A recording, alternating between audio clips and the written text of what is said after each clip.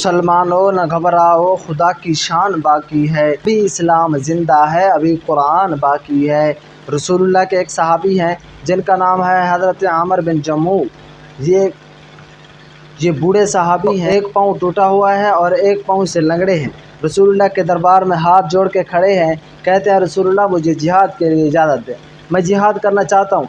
آپ نے فرمایا آپ گھر چلے جائیں، آپ کے ثواب کے اندر کوئی کمی نہیں ہوگی، لہذا اللہ پاک آپ کو ثواب دے دیں گے۔ لیکن اور ان کے بیٹے بھی یہی کہتے ہیں کہ ہمارے والد کو گھر بھیج دیں، لیکن حضرت عمر بن جموح عشق رسول میں اس قدر اور عشق خدا میں اس قدر مست تھے، انہوں نے کہا نہیں یا رسول اللہ میں جہاد کرنا چاہتا ہوں، مجھے اجازت دیں۔ اور انہوں نے کہا رسول اللہ کل قیامت کے دن اللہ مجھ سے پوچھے گا کیا کر کے آئے ہو، میں خدا سے یہی کہوں گا کہ ایک پاؤں سے لنگڑا تھا، ایک پاؤں ٹوٹا ہوا تھا، تیرے رسول کے ساتھ جہاد کرتا رہا ہوں۔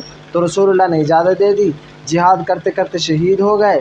اس کے بعد جب آپ صلی اللہ علیہ وسلم نے فرمایا ہم ان شہداء کی تدفین مدینہ میں جا کر کریں گے، حضرت عمر بن جموح کے لاش کو اونٹ کے اوپر سوار کیا گیا تو وہ اونٹ مدینہ کی طرف نہیں چلتا تھا۔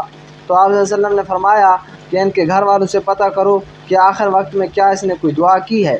جب پتہ کیا گیا تو ان کی گھر والی نے کہا جی ہاں رسول اللہ، اس نے آخر وقت میں اللہ سے دعا کی یا اللہ مجھے دوبارہ اس گھر میں نہ لوٹانا، یا تیرے راستے میں شہید ہو جاؤں یا اپنے دین کے لیے مجھے قبول کر لیں۔ ایسے عاشق صادق تھے۔